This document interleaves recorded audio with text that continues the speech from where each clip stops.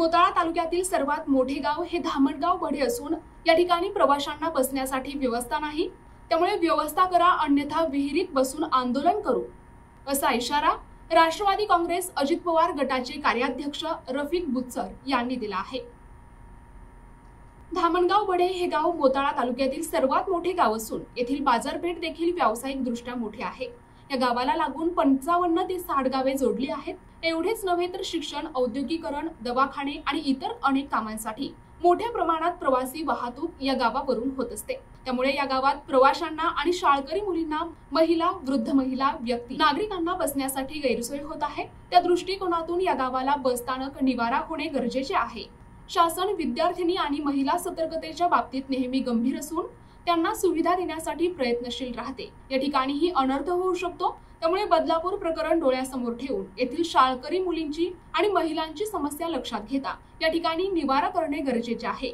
सध्या येथील परिस्थिती अत्यंत दुर्दैवी असून महिला, विद्यार्थिनी, वयस्कर महिला आणि वृद्ध व्यापारी देखील रस्त्यालगत उभी राहत असून परिणामी रहदारीला मोठ्या प्रमाणात अडथळा निर्माण होत असून अपघाताच्या किरकोळ घटना देखील घडल्या आहेत।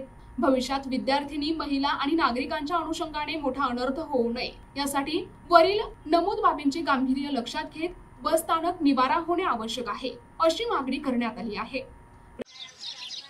धामणगाव बढे हे गाव मोताळा तालुक्यात सर्वात मोठं गाव आहे। या गावामध्ये 50 ते 60 गावचे लोक या धामणगाव बढेमध्ये येतात आणि दवाखाने, कोणी शाळासाठी, कोणी औद्योगिक कामासाठी धामणगाव बढे गावामध्ये येतात। आणि या गावामध्ये बस स्थानक नाही आहे, त्यामुळे मुलांना बसण्यासाठी गैरसोय होत आहे। इथून भुसावळला जाण्यासाठी, औरंगाबादला जाण्यासाठी, जळगावला जाण्यासाठी खूप बसेस येतात आणि लोकांना बसण्यासाठी जागा नाही। बरेच दिवसापासून अशा प्रकारची गैरसोय होत आहे। बदलापूर प्रकरणापासून शासनाने मुलींसाठी खूप मोठे संरक्षण दिलेलं आहे आणि त्यामुळे इथं बसण्याची व्यवस्था जर असली तर मुली ह्या रोडवर बसणार नाही आणि रोडवरचं ट्रॅफिक जाम होते।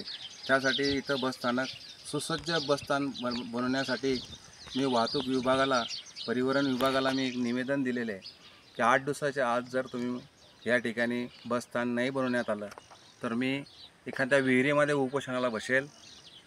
मी राष्ट्रवादी काँग्रेस पार्टीचा अजितदादा गटाचा कार्याध्यक्ष आहे आणि मी पालकमंत्र्याला सुद्धा हे निवेदन देणार आहे। तरी माननीय प्रशासक यांना विनंती करतो की त्यांनी तत्काळ या ठिकाणी निवारा बनवण्यात यावा। प्रतिनिधी रहीम शेख, NTV न्यूज मराठी, मोताळा, बुलढाणा।